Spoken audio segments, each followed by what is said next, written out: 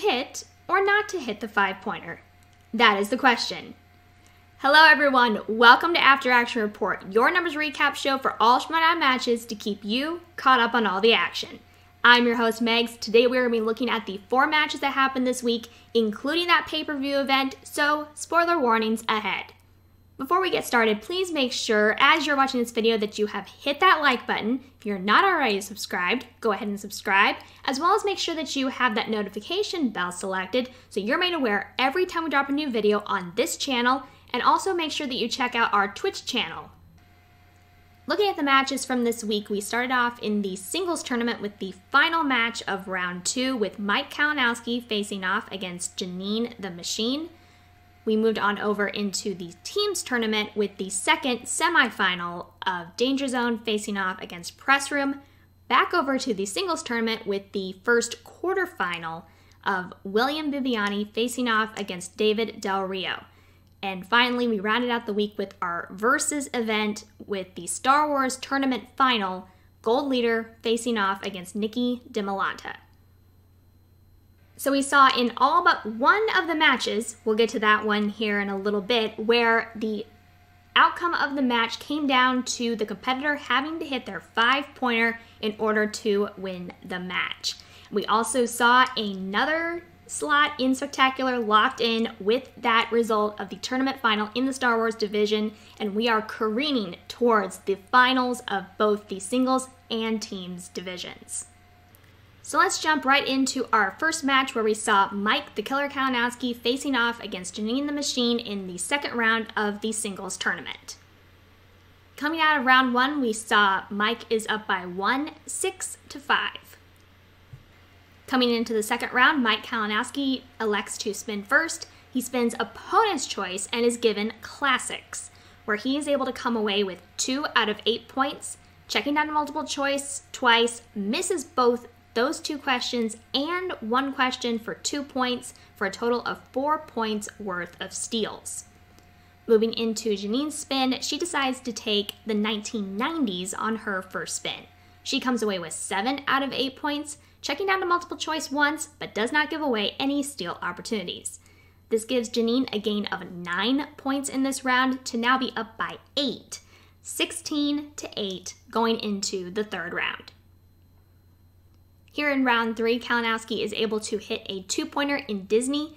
However, he is unable to hit a 3-pointer in musicals, which gives Janine the win via TKO with a final score of 16-10, where Mike Kalinowski answered 8 of 14 questions for 57% accuracy and scored 46% of 22 available points. Janine the Machine answered 12 of 15 questions for 80% accuracy and scored 76% of 21 available points. So we see that this is the third time that Janine and Mike have faced off against each other. The first 2 times Mike was able to come away with the win, but Janine takes this third match. Time will tell whether they will get the opportunity to make it a best of 5. And will we see Janine make the reverse sweep? Time will tell. This was absolutely a very fun match to watch, so I encourage you, if you can, go ahead and go back and watch this entire match. Again, the interaction between these 2 is always a lot of fun to watch, but Janine will be moving on in this tournament and will be able to be facing off against Dan Murrell later on in the quarterfinals. Our second match of the week, we are back over into the teams tournament with the last semifinal of Danger Zone facing off against Press Room. Coming out of round 1, Danger Zone is up by 1, 12-11, with both Dan and Ben being able to get 6 points, Josh coming away with 7 points, just missing out on that perfect round, and Perry coming away with only 4 points in this round. In round 2, Danger Zone defers to have Press Room spin first. They spin spinner's choice and decide to take new releases, where they come away with 10 out of 12 points, checking down to multiple choice twice, but they do not give away any steal opportunities. Over to Danger Zone, who spin away from disaster films and end up taking Tyler Perry, where they come away with 11 out of 12 points, checking down to multiple choice once, but again, not giving away any steals. So at the end of this round, Danger Zone gains an additional point to now be up by 2, 23-21, going into the final round. where we start off with Perry having to hit a 2-pointer in remakes and reboots. That bounces it over to Ben to hit a 2-pointer of his own in new releases. Both of them are able to do that, and that bounces it over to Josh for a 3-pointer in 2010s, which he also hits. It's over to Dan for his 3-pointer, which is in Black Cinema. Unfortunately, he misses that question, and that forces Danger Zone to have to hit a 5-pointer in the 1990s, which they do. That bounces it over to Press Room to hit their 5-pointer in Westerns, which they are able to do, which gives Press Room the win with a final score of 30-31, where Danger Zone answered 20 of 25 questions for 80% accuracy and scored 75% of 40 available points. Press Room also answered 20 of 25 questions for 80% accuracy and scored 78% of 40 available points. So we see that both teams answered the same amount of questions, however, it was the difference in the point value of those questions and the fact that Dan missed that 3-pointer, which opened the door for Press Room to be able to come away with the win in this match, which will see them face off against King Arthur in the finals of this tournament.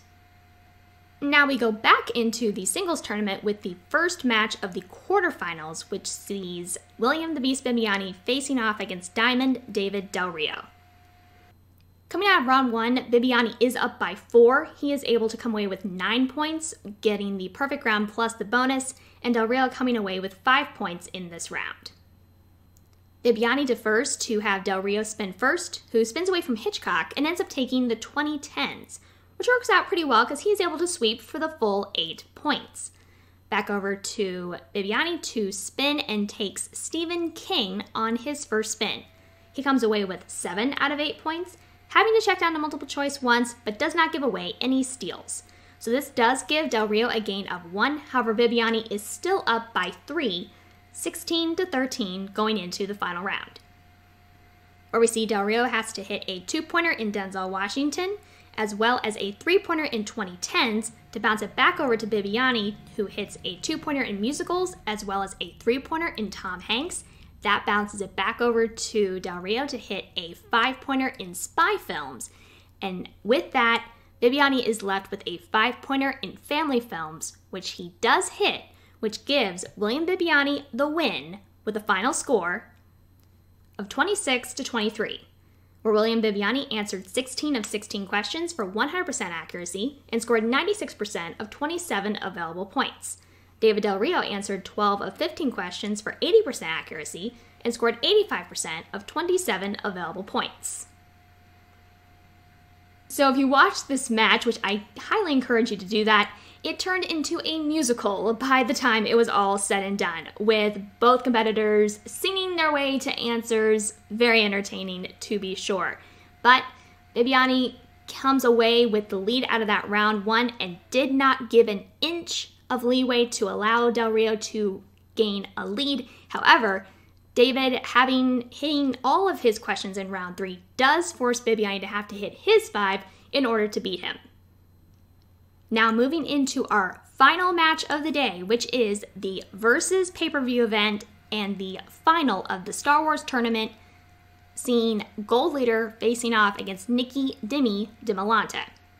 Coming out of round 1, Gold Leader and Demi are tied at 7. As the higher-ranked competitor, Gold Leader defers to have Demi spin first, and she decides to take The Force Awakens on her first spin, and she is able to sweep the round for the full 10 points. Over to Gold Leader, who decides to take The Rise of Skywalker on his first spin. He is only able to come away with 6 out of 10 points. He checks down to multiple choice twice, misses both of those questions on multiple choice, which are stolen for a total of 2 points worth of steals. This gives Demi a gain of 6 to be up by 6, 19-13 going into the betting round, where we see that for intensive purposes, Demi spins Return of the Jedi, and both competitors are able to answer the question correctly, Gold Leader betting 3 points and Demi betting 2 points. So this does give Gold Leader a gain of 1 point, but Demi is still up by 5, 21-16. In the speed round, Demi defers to have Gold Leader answer the questions first. He is able to answer all the questions in the allotted time, getting none correct for the full 10 available points. Nikki also answers all of her questions in the allotted time, also getting none incorrect, so she also scores 10 points in this round, which means Demi is still up by 5, 31-26, going into the championship round, where Gold Leader has to hit a 2-pointer in Star Wars quotes and a 3-pointer in The Empire Strikes Back, which bounces it over to Nikki to hit a 2-pointer in Return of the Jedi. She does, and that bounces it back over to Gold Leader to have to hit his 5-pointer in the Star Wars Underworld, which he does. This bounces it over to Nikki, who hits a 3-pointer in Attack of the Clones, as well as a 5-pointer in the Clone Wars, which gives Nikki DeMolanta the win with a final score of 41-36. Where Gold Leader answered 24 of 29 questions for 83% accuracy and scored 82% of 44 available points. Nikki DeMolanta answered 28 of 31 questions for 90% accuracy and scored 89% of 46 available points.